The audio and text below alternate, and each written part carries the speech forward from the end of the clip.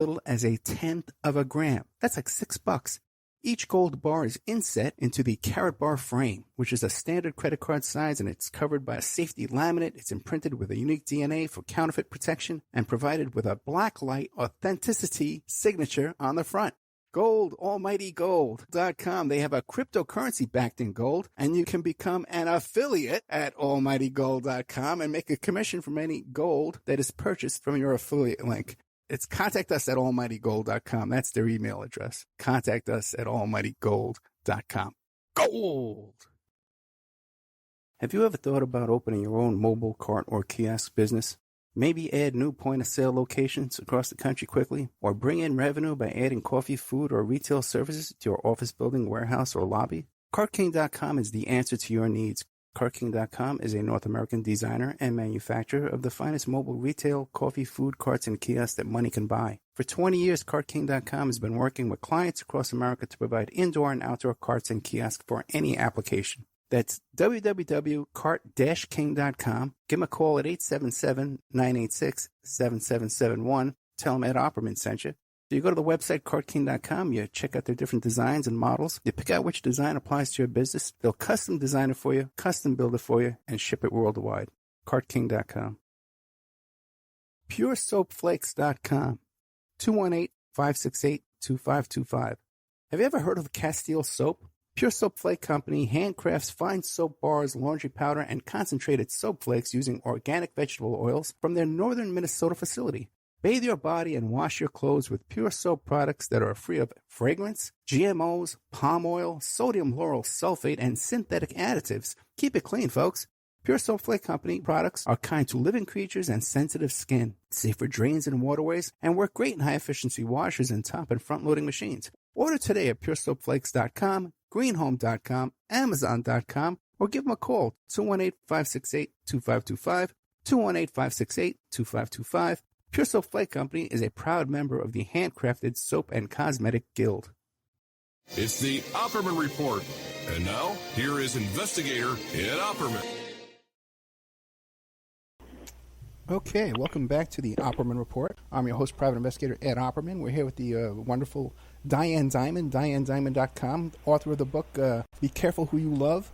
Just came out with an audiobook edition with several extra chapters going over different things. Now, by the way, I want to thank Dan O'Hanks for putting this together for us, man. This real good guy, man. He's been helping me out with a lot of I love the guy. He used to be my PI when I worked at Hard Copy, and we've had an association ever since, yeah. Yeah, I mentioned a name. Okay, I'll get him on the phone for you, Ed. Hold on, let me put my coffee cup down, Dan. But, yeah, he knows everybody, doesn't he? I mean, the guy is. You mentioned like a famous entertainment lawyer in Los Angeles. Oh yeah, I've worked for him. He says, and he'll tell you all the cases. Yeah, he's fascinating. But then he'll send you the files too. Hey, Dan, send me the file. Okay, he's the best, man. I'm loving this guy. He's like 20 years older than me, man. I can use a guy like that. Okay. Yeah, he's a great guy. Now, when I have a guest on like Diane Dimond, I get excited and I start bouncing around. I like to do things in chronological order, but I get excited.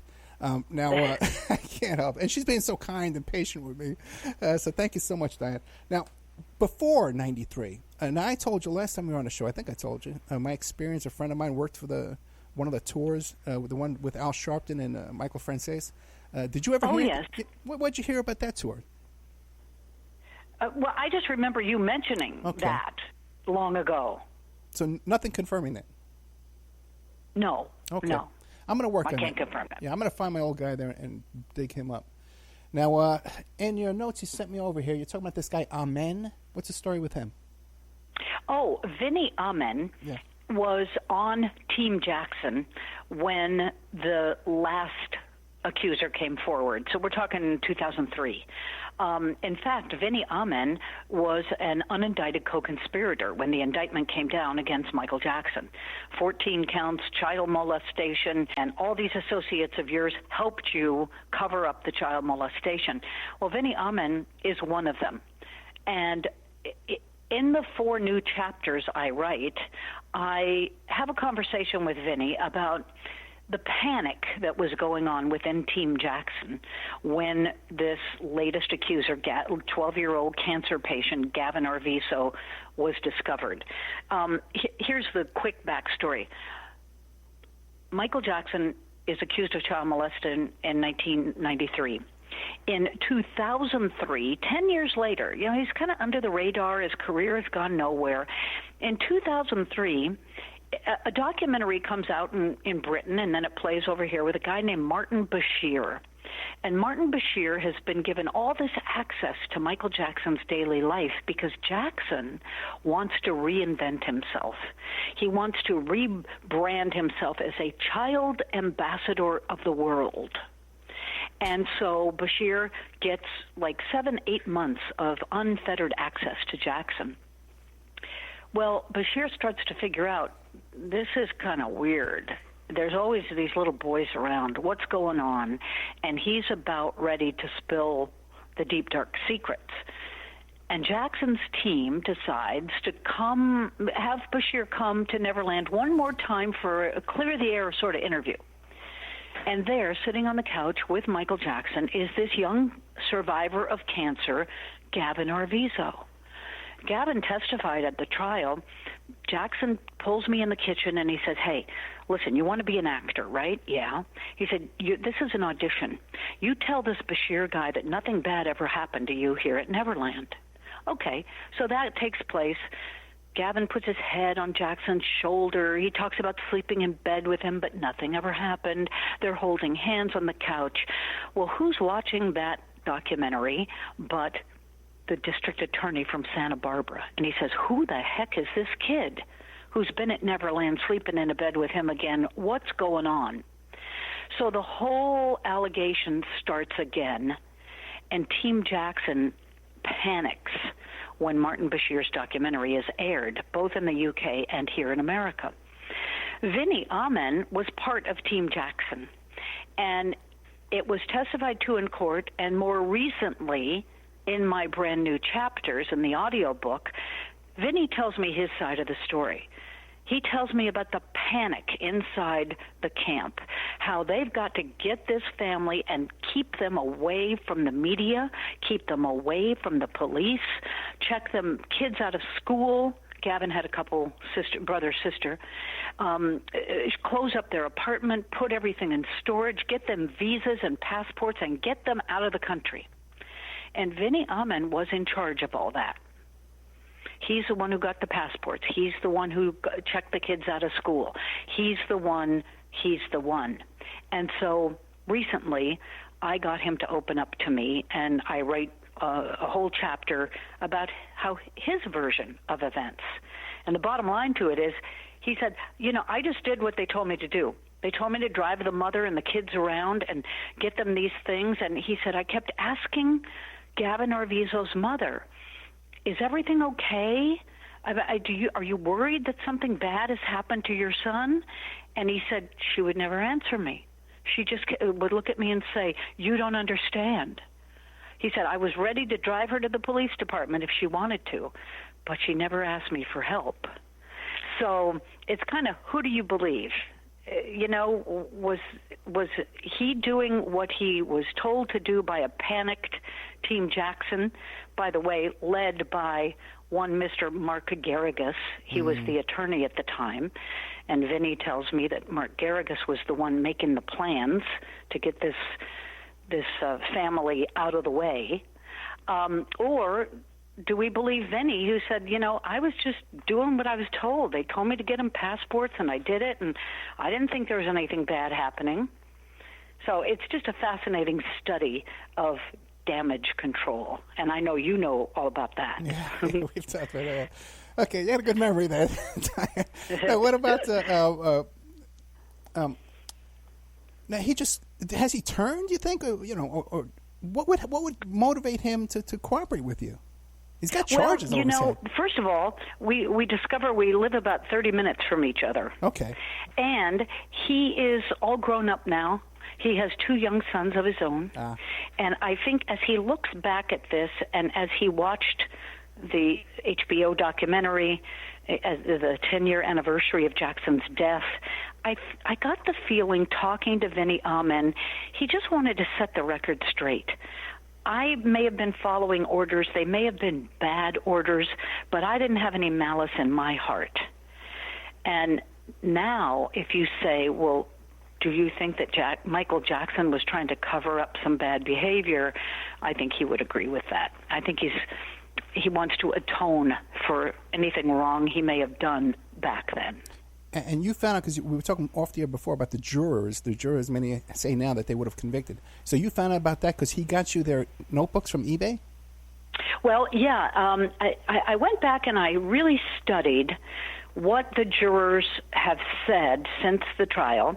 I talked to two of them personally, and two others have been quoted as saying, well, yeah, we think now that Michael Jackson was a pedophile. Oh, well, really? Well, how come you voted the other way? And what I discovered was all four of these jurors say that in deliberations, the foreman of the jury, Hispanic man, Rodriguez, I think was his name, the foreman of the jury in deliberations was under the misconception and kept pressing them that they could not vote guilty just on testimony alone. He kept telling all the jurors during deliberations, no, you have to have a smoking gun.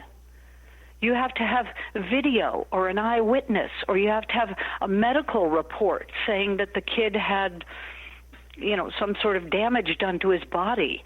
You can't just convict on testimony. Well, Ed, that's ridiculous. Of course you can convict on testimony.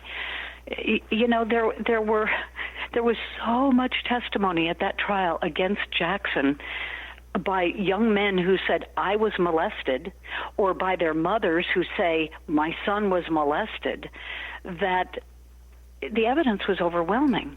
But they say now that jury foreman misdirected the negotiations, the deliberations, and so that they had no choice but to vote not guilty. When you look at the level of a defense team that the operation this guy had going on, because at that time he still had Pelicano, right? At what time? I think Pelicano quit well before the trial, because he worked on the Chandler case back in the 90s. Yeah, you're right. Okay, because Pelicano had the ability to wiretap people remotely without even leaving his desk. It's just fascinating, the capabilities of this guy. Yeah, just beyond your imagination, but you also hear these stories too during the trial. I know without a doubt that my phone was tapped at hard copy. I mean, I set a trap with my husband one day, and it came right back to me. The information came right back to me that I had privately said to my husband on the phone at work. So was it Pelicano who did it? Well, I can't prove that. But who was the surveillance expert? It was Pelicano. Yeah, with really sophisticated levels of surveillance, that I've never come into contact with. But even you hear during the trial, though, that they would, the reporters would hang out, they'd find these little digital recorders there. So just imagine, what the support staff you would need to go through and listen to all these recordings. This was a big defense operation. They're flying witnesses out of town. let's get the victim out of town down to Brazil. Oh yeah. So let's just they're inconvenient to have running around. Let's just send them off to Brazil. And get this, they wanted to send this mother. Now, at this point, she's divorced her husband, who's been a miserable guy for years and beaten her for years. So it's a mother and 3 kids, and they're going to put them in Brazil on one-way tickets. Well, are they going to just dump them there? I mean, that's what the testimony indicated at the trial. And by the way, you asked me about Vinnie Amen and the reporter notebooks. This is another revelation in the new chapters that I've written that are on the audiobook. By the way, you can get it on Amazon.com. Coincidentally, Vinnie Amen, in his search for, I guess we could say, redemption, is on the internet one day, and he discovers that there's a juror from the Jackson trial that has his trial notebooks, 6 of them, up for sale on eBay. And Vinny goes, what? Wait a minute, I thought they took the juror notebooks. Well, they do. The court will take the jury notebooks of those jurors who voted for either acquittal or conviction and destroy them. Well, this juror was an alternate juror, and the court never collected their notebooks. And I remember this guy. This guy took incredibly good notes. I mean, like a reporter would take. And so